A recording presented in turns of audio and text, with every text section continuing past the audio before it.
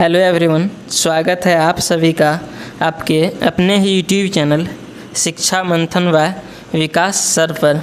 दोस्त, आज की वीडियो में मैंने एक नई स्टोरी लाया हूँ जिसके माध्यम से हम लोग इंग्लिश के ग्रामर्स रूल सीखेंगे, वोकैब सीखेंगे, इंग्लिश प्रोनाउंसिएशन सीखेंगे तथा इंग्लिश सेंटेंस का हिंदी में अनुवाद अच्छे से सीखेंगे।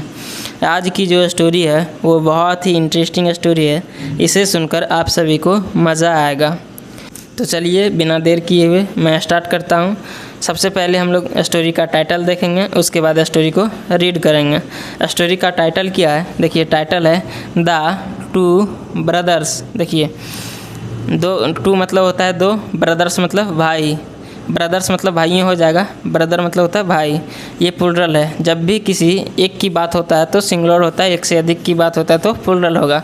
तो क्या हो जाएगा इसका हिंदी? दो भाई। स्टोरी को देखते हैं। Once two brothers lived on adjoining farms. देखिए, फार्म्स मतलब होता है खेतों। क्या होता है? फार्म मतलब होता है खेत, फार्म्स जो है सो प्लूरल है तो हो जाएगा खेतों। एडजॉइनिंग मतलब होगा आसपास के। तो क्या इसका हिंदी होगा? वंस मतलब होता है एक बार की बात है या फिर एक बार। टू ब्रदर्स मतलब दो भाई। लिव्ड मतलब रहते थे। देखिए, टू ब्रदर्स जो है सो सब्जेक्ट है और ये जो है सो वर्ब की सेकंड फॉर्म है। तो जब भी सेंटेंस में सब्जेक्ट के बाद वर्ब की सेकंड फॉर्म आता है तो वो होता है सिंपल पास्ट टेंस में। इसका हम लोग हिंदी करते हैं ता था, ते थे, ती थी या फिर या, ये, ई में। तो दो भाई रहते थे। वन एडजॉइनिंग फार्म्स मतलब आसपास के खेतों में। One day they had a quarrel. देखिए, क्वारल मतलब होता है झगड़ा करना। वन डे एक दिन, दे हैड अ क्वारल मतलब उनका झगड़ा हो गया। एंड और स्टॉपेड स्पीकिंग। देखिए, स्पीक मतलब होता है बोलना। स्पीकिंग जो है सो वर्ब की फोर्थ फॉर्म है। यानी कि देखो, जब भी ये स्टॉप वर्ब आता है और स्टॉप वर्ब के बाद यदि कोई दूसरा वर्ब आता है तो उसका वहाँ जो है सो वर्ब की फोर्थ फॉर्म लगेगी। क्यों? इसका रूल है, स्टॉप के बाद कोई भी वर्ब आता है तो वो क्या होगा? वर्ब का फोर्थ फॉर्म होगा। तो वो उनका झगड़ा हो गया और क्या किया? बोलना बंद कर दिया। स्टॉप मतलब क्या होता है? बंद करना, बोलना बंद कर दिया। डेज लेटर मतलब कुछ दिनों बाद। लेटर मतलब होता है के बाद। तो डेज मतलब क्या होगा? दिनों, कुछ दिनों बाद। A carpenter said to the elder brother. देखो, कारपेंटर मतलब होता है बढ़ई, जो लकड़ी वाला कुछ सामान बनाता है, कुर्सी वगैरह, वो क्या होता है? कारपेंटर उसको कहते हैं, है ना। उसको हिंदी में कहते हैं बढ़ई। तो अ कारपेंटर एक बढ़ई, सेड मतलब कहा, एक बढ़ई ने कहा टू द इल्डर ब्रदर मतलब बड़े भाइयों से। इल्डर मतलब क्या होता है? बड़ा। तो बड़ा भाई से कहा I am looking for some work. देखो, लुकिंग फॉर मतलब होता है तलाश करना, ढूंढना। तो क्या है? I am looking for some works, मैं कुछ काम को तलाश कर रहा हूँ या फिर मैं कुछ काम की तलाश में हूँ, बढ़ई ने कहा। द इल्डर ब्रदर बड़ा भाई, सेड बड़ा भाई ने क्या कहा। देखिए, द एल्डर ब्रदर क्या है? ये मेरा सब्जेक्ट है और सेड जो है सो ये मेरा क्या है? वर्ब है। तो बड़ा भाई ने क्या कहा?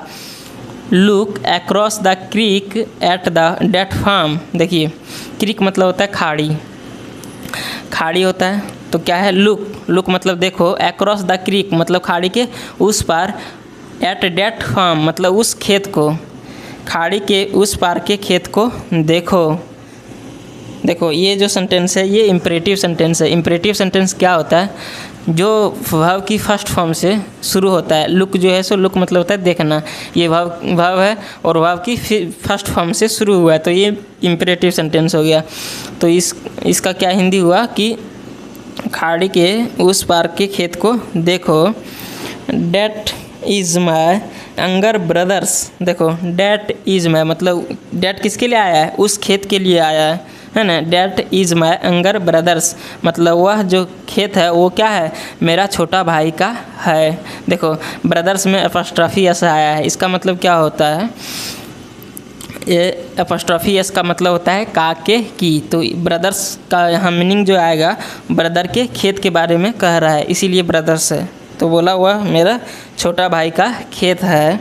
आई want you to build me a fence. देखो फेंस मतलब होता है बाड़, जो घेराव लगाता है, बाड़, समझे। तो आई वांट यू, मैं चाहता हूँ तुमसे, टू बिल्ड मी, कि मेरे लिए बना दो। बिल्ड मतलब क्या होता है, बनाना, कि मेरे लिए बना दो अ फेंस, एक बाड़ को।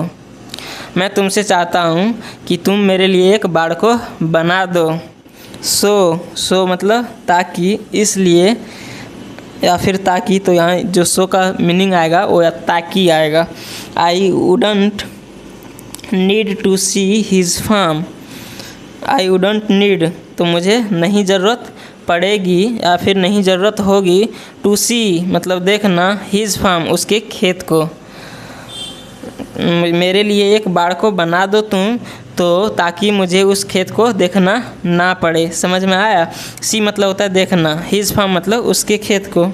The carpenter nodded his head. देखिए द कारपेंटर ये सब्जेक्ट है, नॉडेड जो है सो वर्ब की सेकंड फॉर्म है। नॉड मतलब होता है हिलाना, तो द कारपेंटर नॉडेड, बढ़ई ने हिलाया, हिज हेड अपने सिर को, बढ़ई ने अपने सिर को हिलाया। He worked hard all day, उसने काम किया, क्या चीज़, पूरे दिन। किस तरह काम किया, वह उसने पूरे दिन कड़ी मेहनत किया, है ना। वर्क हार्ड मतलब क्या होता है, कड़ी मेहनत करना। वर्क हार्ड मतलब होता है कड़ी मेहनत करना, तो उसने पूरे दिन, ऑल डे मतलब क्या होगा, पूरे दिन कड़ी मेहनत किया। नेक्स्ट देखते हैं हम लोग।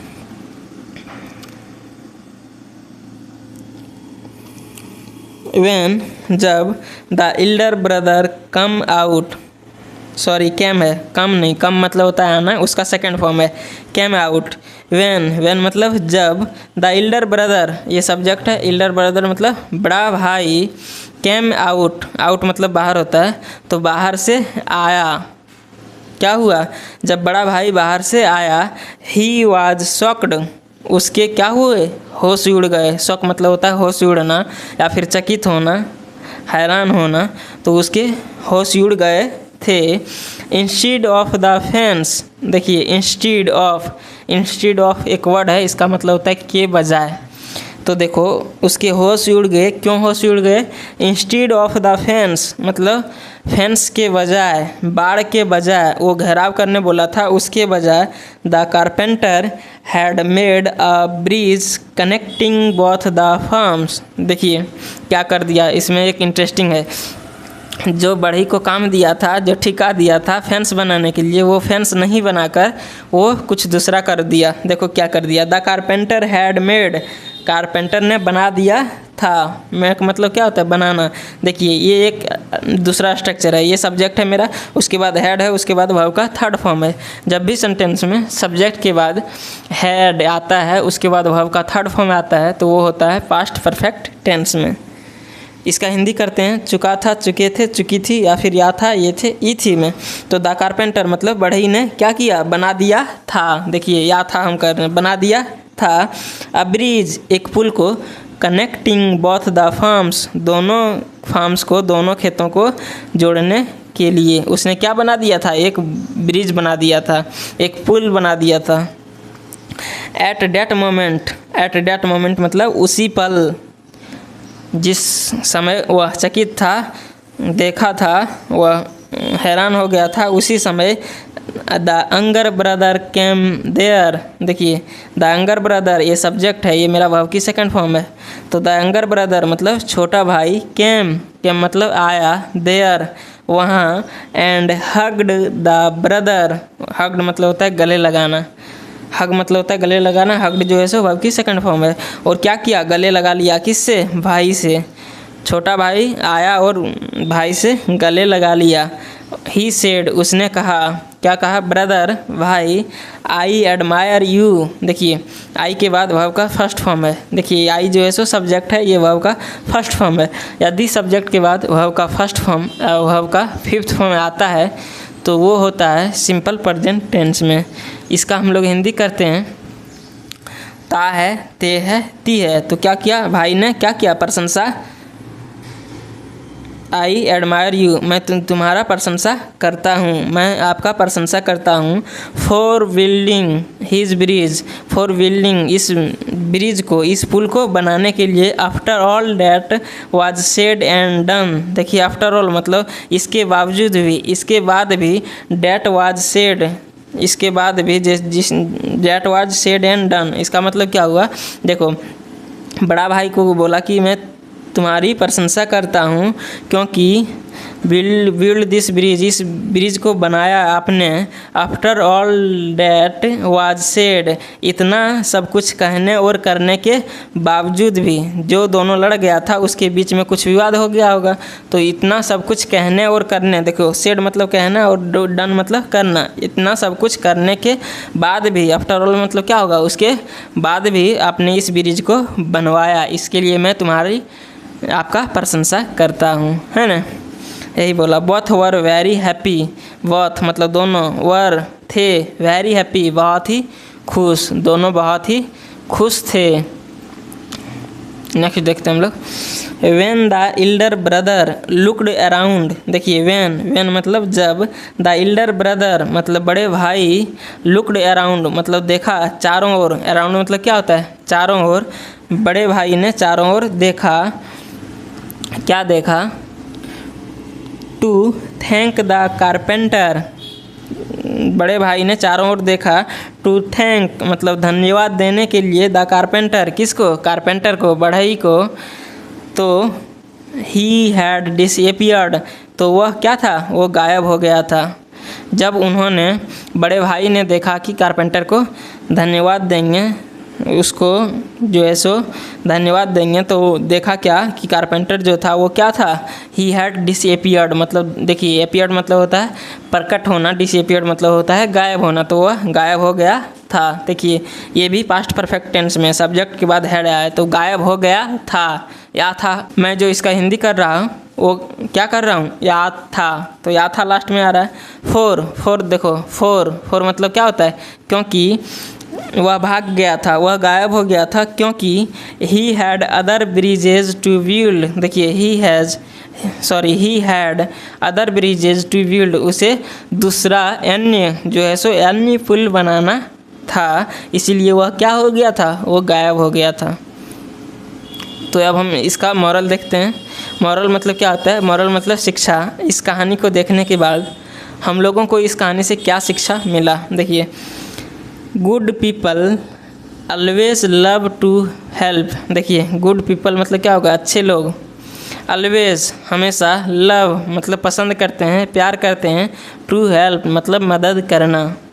अच्छे लोग हमेशा मदद करना पसंद करते हैं। तो दोस्त, स्टोरी आप सभी को कैसा लगा आप इसे कमेंट में ज़रूर बताइए।